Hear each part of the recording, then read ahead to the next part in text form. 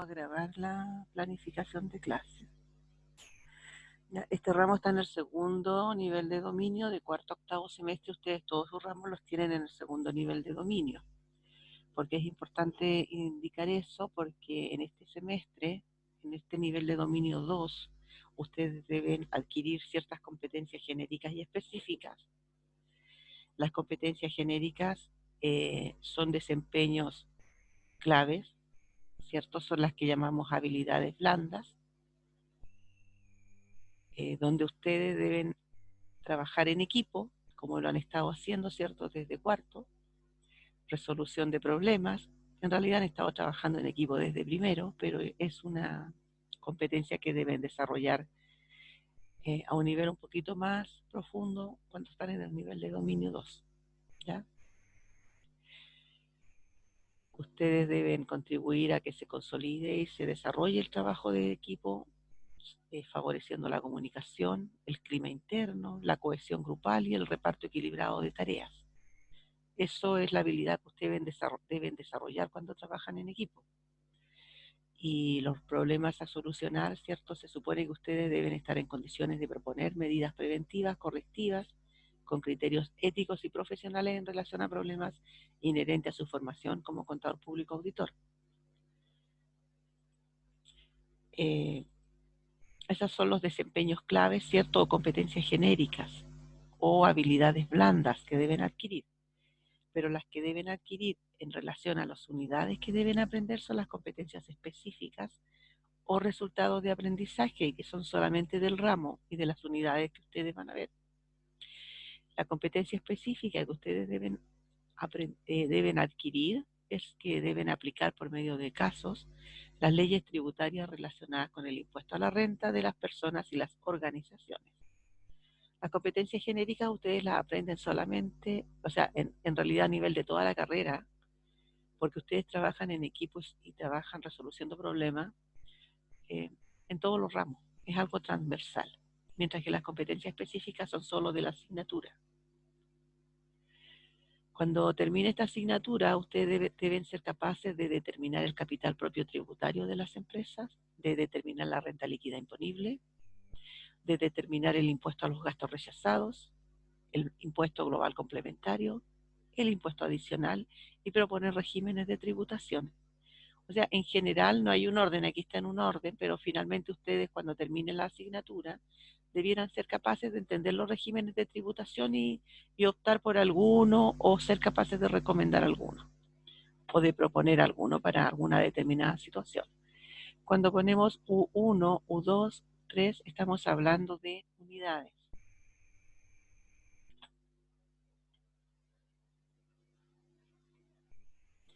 La primera unidad que vamos a empezar hoy día a recordar, ¿cierto? Para que apliquen, es los conceptos de renta, ¿cierto? Que ustedes pueden verlos ahí, qué es lo que se entiende por renta devengada, percibida, atribuida, pasiva, no renta, etcétera. Cómo se clasifican estas rentas, que eso lo vamos a ir viendo.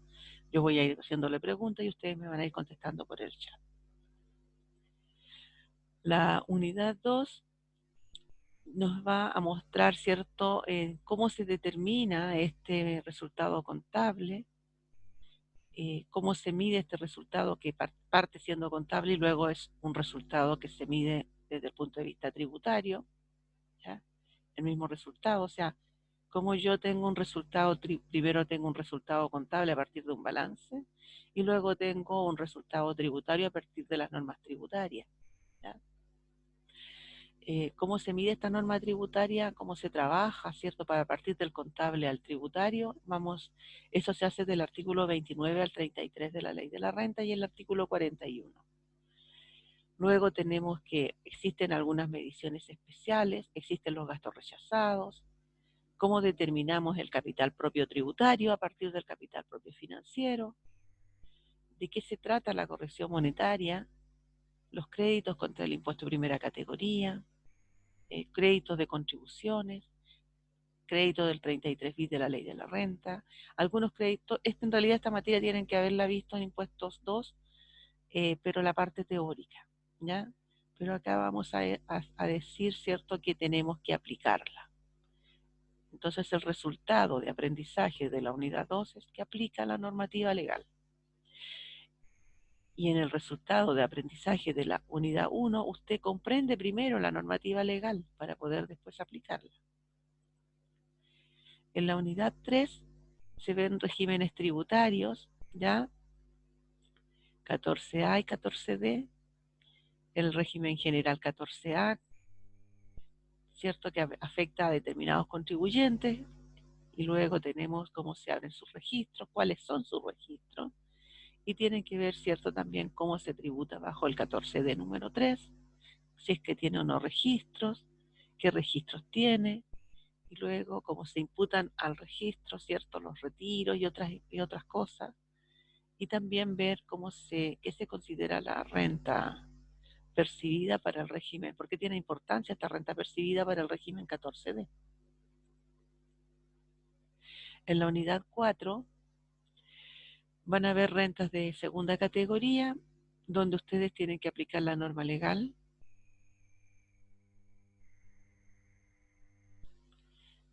donde ahí se ven rentas de trabajo, rentas de profesionales y rentas de sociedades, ejercicios, etcétera.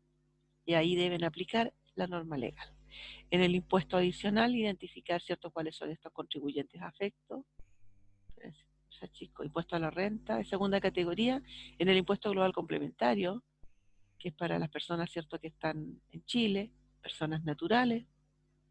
También aquí el resultado de aprendizaje es que usted aplique la normativa legal, ¿ya?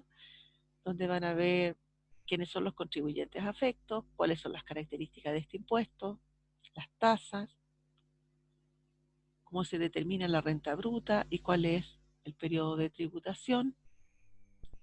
En el impuesto adicional, como unidad 6, también aplica la normativa, características del impuesto adicional, casos de rentas de los contribuyentes de impuesto adicional. En general, esas unidades que hay ahí no se ven separadas. Cada vez que se hace un ejercicio estamos tocando más de una unidad. Las metodologías que se utilizan son metodologías activas, donde se supone que usted debe participar, hacer lectura grupal con apuntes y preguntar, ¿cierto?, para ser orientado por el profesor. Hay trabajos de investigación colaborativa con exposiciones en PPT y talleres de aplicación en aula individuales y grupales. El objetivo de estas metodologías es que usted demuestre, ¿cierto?, que desarrolla las competencias genéricas, que son trabajo en equipo y resolución de problemas, y que además, ¿cierto?, usted también tiene que haber adquirido las competencias específicas que se contemplan en el programa de estudio, que están en la primera parte. Las evaluaciones que tenemos consideradas son una evaluación teórica práctica con un 15%, desarrollo de talleres y casos un 35%, exposición de mapas mentales o conceptuales un 15%, trabajo de investigación y exposición un 35%. Estos montos que tienen los 35%, obviamente que son las integrales, no todo va a ser prueba textual, ¿ya? O puede hacerse a través de un taller, ¿cierto?, que se sube al aula y que ustedes tienen que responderlo en cierta cantidad de tiempo. También en estos talleres y casos de repente puede haber algún ítem de algunas preguntas, pero en general lo específico y lo fuerte es que hay un caso. La bibliografía que van a ocupar es la ley 21.210 del año 2020, que ya la tienen que haber estado ocupando en impuestos 2, el decreto ley 824, ley de la renta, la circular 53 de agosto del 2020 y otras circulares vigentes que van a ir saliendo, ¿cierto?, durante el año. Utilizan la página web del Servicio de Impuestos Internos y también utilizan el checkpoint que está en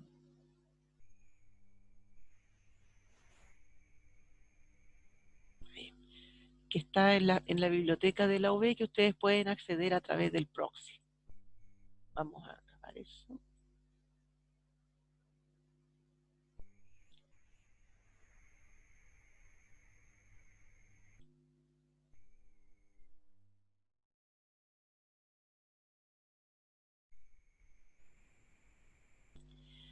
Y bueno, eso sería, ¿cierto?, lo que vamos a ver durante este semestre.